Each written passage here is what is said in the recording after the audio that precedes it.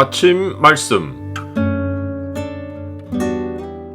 오늘 본문 말씀은 요한복음 11장 17절에서 35절입니다.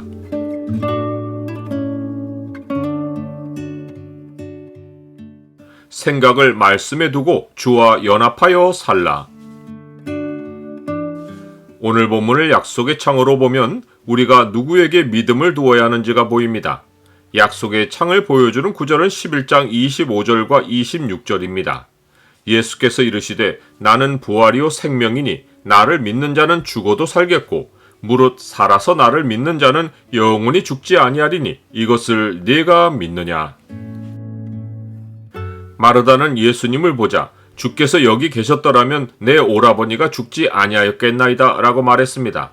예수님이 빨리 오시지 않고 지체하시는 동안 마르다의 마음에는 원망이 차올랐습니다. 하지만 예수님이 오신다는 말에 마르다의 마음에는 일말의 희망이 생겼습니다. 그래서 마르다는 이어서 이렇게 말했습니다. 그러나 나는 이제라도 주께서 무엇이든지 하나님께 구하시는 것을 하나님이 주실 줄을 아나이다. 이어지는 대화를 보면 이제라도 라는 말의 뜻을 알 수 있습니다. 마르다는 나사로의 죽음을 기정사실로 받아들였지만 마냥 슬픔에 젖을 수는 없었습니다. 당시 문화에서 마르다나 마리아는 결혼하지 않은 상태인데 집안을 대표하는 남자가 죽는 것은 집안의 큰 시련이었습니다. 그런데 예수님이 오셨으니 마르다는 이제라도 주께서 어떤 도움을 주셔서 자기들에게 살 길이 열릴 것이란 희망을 품은 것입니다. 그런데 예수님은 누구라도 문자대로 받아들이지 않을 놀라운 말씀을 하셨습니다. 내 오라비가 다시 살아나리라. 우리는 사랑하는 가족을 잃은 성도에게 우리가 모두 마지막 날 살아서 다시 만날 것이니 잘 견디시라고 위로를 전합니다. 마르다도 이런 뜻으로 예수님의 말씀을 받아들이며 답한 것이 분명합니다. 마지막 날 부활 때에는 다시 살아날 줄을 내가 아나이다. 그러나 주님의 말씀은 마르다를 위로하기 위한 것이 아니었습니다. 이어서 예수님은 마르다에게 믿음을 도전하셨습니다. 나는 부활이요 생명이니 나를 믿는 자는 죽어도 살겠고 무릇 살아서 나를 믿는 자는 영원히 죽지 아니하리니 이것을 네가 믿느냐? 우리가 당시의 언어 사용법을 안다면 믿음을 도전하신 예수님의 말씀에 놀라운 진리가 숨어 있는 것을 알 수 있습니다. 예수님은 당시 일반인의 대화에서 쓰지 않는 용어를 사용하셨습니다. 예를 들어 일반의 사람들은 상대의 신뢰를 요구할 때 나를 믿어 라고 말합니다. 이때 나를 이란 말과 믿어 라는 말 사이에 다른 말을 집어넣지 않습니다. 그런데 예수님은 그 사이에 안으로 라는 말을 넣으셨습니다. 예수님의 말씀을 문자대로 풀면 내 안으로 믿어 라는 뜻입니다. 예수님은 내 안으로 믿는다는 것과 나는 부활이고 생명이란 진리의 선포를 연결하셨습니다.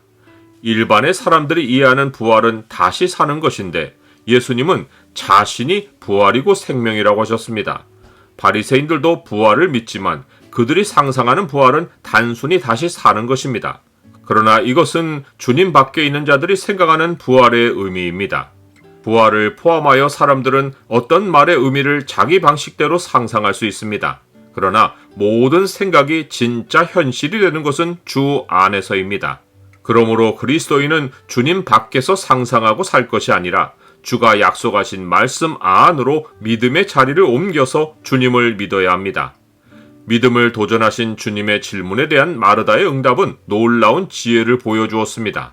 우리는 마르다가 부엌일만 하는 여인으로 알고 있는데 마르다는 매우 지혜롭게도 예수님의 말씀에 담긴 그 특이한 어법을 알아차리고는 주님의 도전에 합당하게 응했습니다.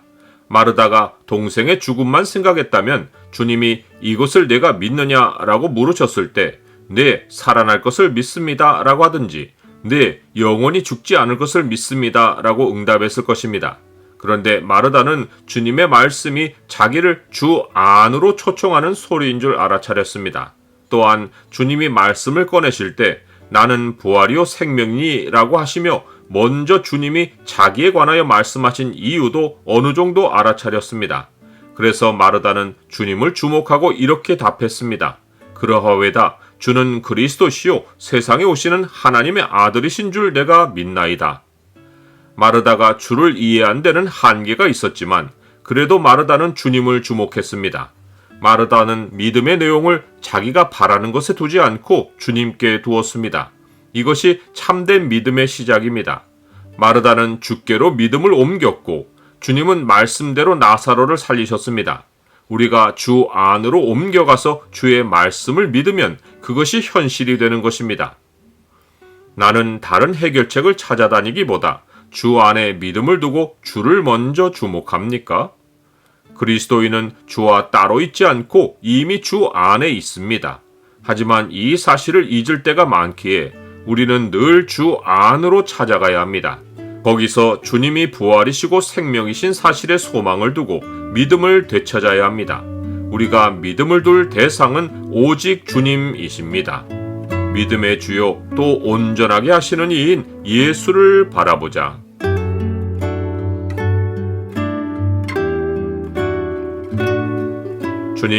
주님보다 주께서 해주실 일에 더 눈을 두지 않으며 믿음의 주요 온전하게 하시는 주를 바라게 하옵소서.